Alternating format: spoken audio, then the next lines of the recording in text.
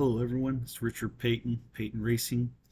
I want to do another quick video on getting the tach connected to, I should say, the Mychron5 660 connected to Race Studio 3 for the first time.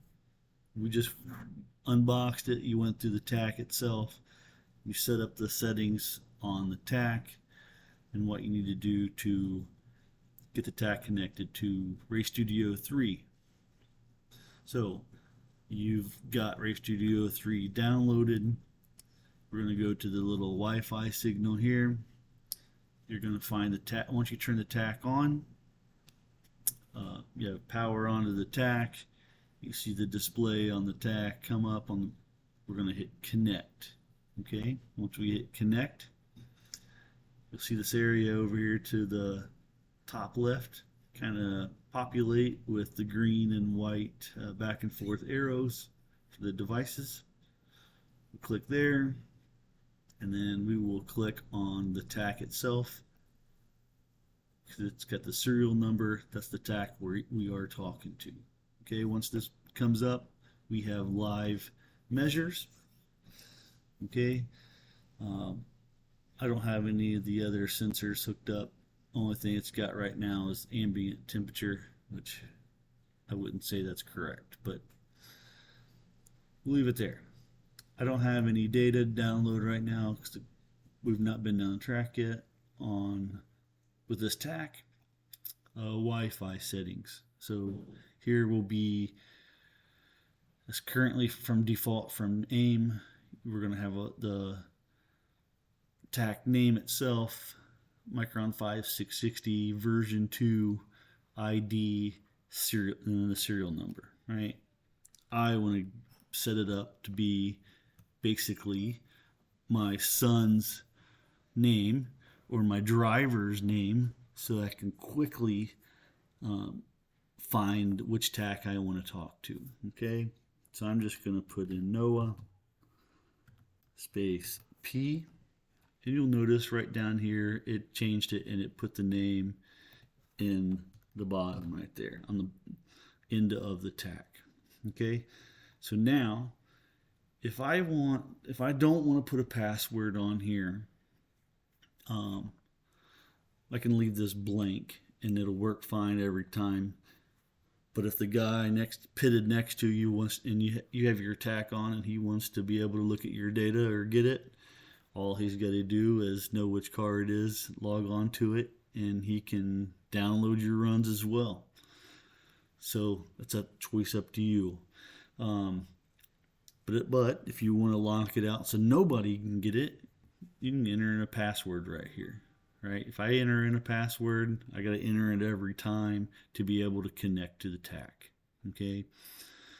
Once you make any settings here, you need to hit transmit, and it'll send it out to the tach, and then you'll see the name that you populate back there, the car number, however you want to display that on the tach now. Okay, and then if I come over here, I disconnect it, I look back now, right, it'll have Noah P's name behind it, and I can connect.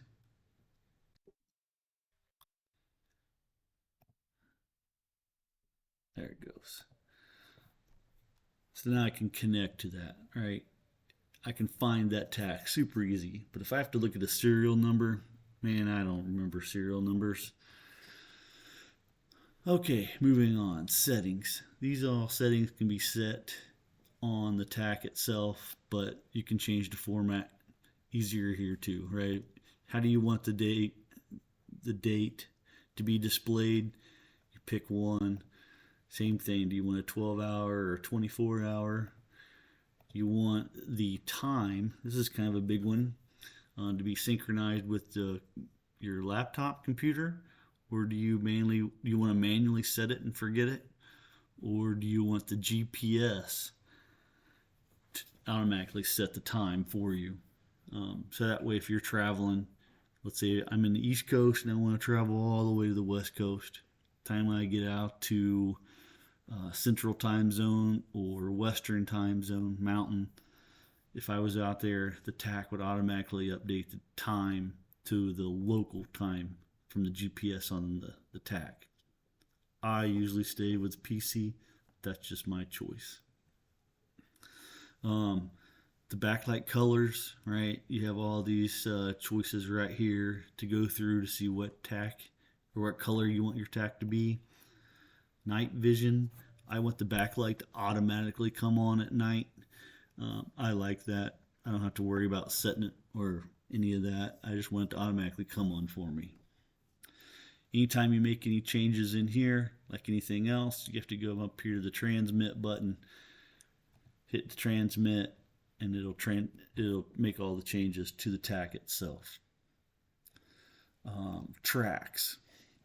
So when you first get this brand new tach, you'll notice it says right here, this track is older than what's stored on PC. Okay, well, so that means that these tracks are out of date on the tach. So it may not, when it's using the GPS, it may not find it, might not have the track location correct. So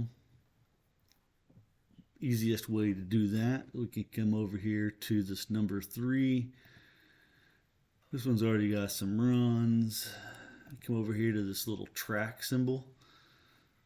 I kind of did that fast. I didn't have to go to the 3. I could have went to the tracks itself. So if you want to go down through this whole long list of drag strips, it's got all the information. Basically, it's got all of the GPS location for each track. So that way when you get there, it knows, hey, I'm at Summit. You know, it comes over here, you're at Quaker City, you come to National Trails. It knows those automatically where you're at. Okay? So I want to, and then, you know, depending on what country you're in, you can update those. So this is what's going to be out on the server. So I will select here, and you can come down through if you want, and you don't have to select. If I'm not going to go to Australia, I really don't, not too worried about Australia tracks. Bahrain, Canada, right? Hungary. I would love to be able to go to all those tracks. Kuwait. It would be awesome to be able to say, I've been to all those tracks, but odds are I'll never get there. Okay? But if you live in those countries, you're definitely going to want them. So I come up there, now I got those, and I want to import them. That's not it. Cancel. I want to transmit it. That's what I meant to say. So now I'm updating all of those track information into the tach itself. So I'm updating the tach. So take a second. There you go. Tracks have been successfully transmitted. So now I come over there, I hit OK. So now if I come back to the tach, to the live feed, where's it at? No, I was already there. So now, if that message went away, so now all of the tracks were updated on the tach.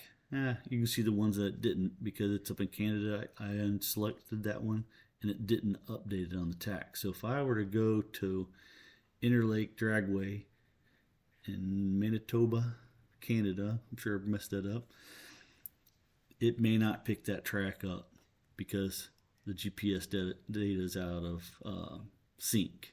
But now you can see that ones I did update, you'll be able to notice that they are up to date, and I'm not going to get that. It's a big thing that can help you later down the road when you come into downloading your runs, because if I would have come over here to my runs, it'll know, hey, I was at National Trails on this date, right? It's nice to be able to know that at some point. Okay, so now counters. So counters are nice. Engine 1, engine 2, 1 through 4, I don't understand that.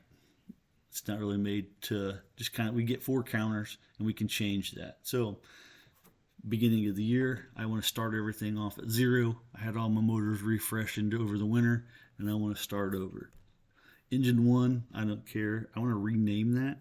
So I want to say main, my main motor. Let's just go with that. Okay. Now I have my main motor. Set the counter to 0. And this one, I'm going to set this one as backup motor.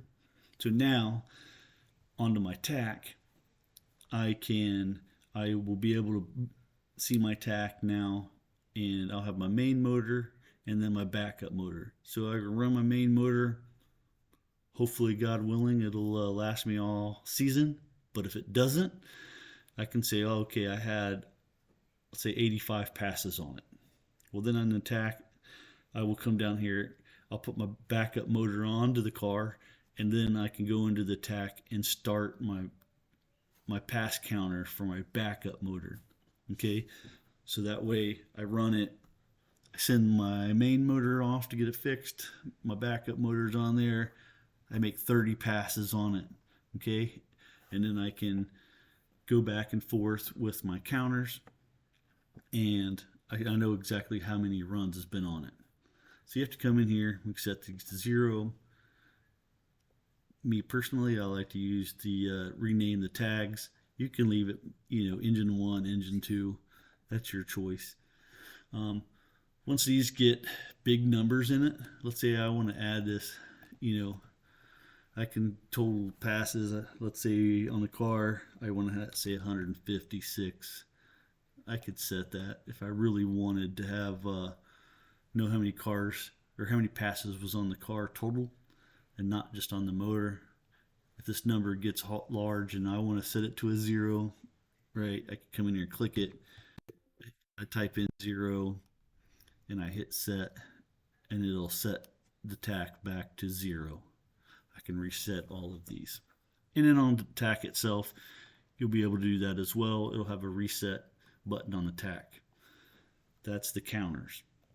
Logo, default is the AIM logo. So if I come over and click this, it's going to say, hey, it's already loaded, which it is. That's default. If you want to add your own logo or image, you can come over here to select.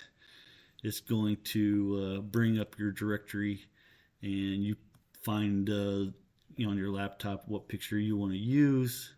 These type of format right here, JPEG, PNG, etc.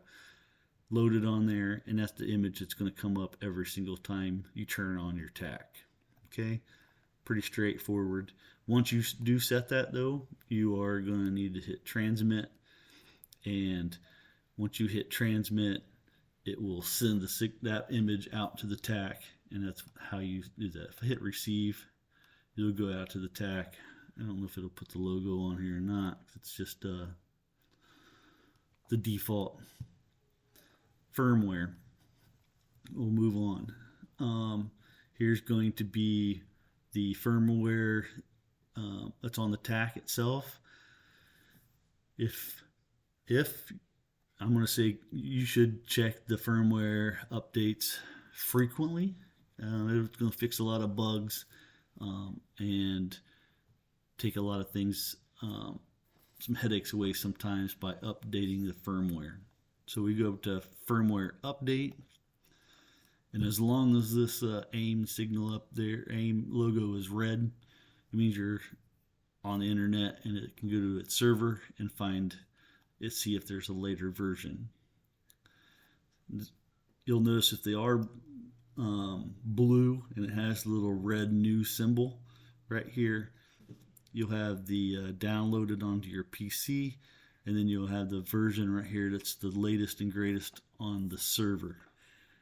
When those change, we would put a checkbox in here, let's say, and then I will come up here to download updates, and it will start to download the latest version. Once I have the latest version on here, I'm going to click this box up here to get rid of all my check boxes. I would come here, I will check that box, let's say, and I want to update my device. So if I hit update device, right, it's going to tell me, hey, I want Noah's tach. That's who I'm talking to. Since it's nothing to update later to a later version, you can't go through. I can go to other versions and I can go back. If I want to go backwards, I can come over here and select and say, man, there were some problems. They were having some issues. I want to go backwards in the firmware. I can click this and I can go backwards. Okay, and it'll load it into my tach. So that's updating it, and that's kind of your main screen. That's all I really wanted to cover on this video. And thank you, and have a good day.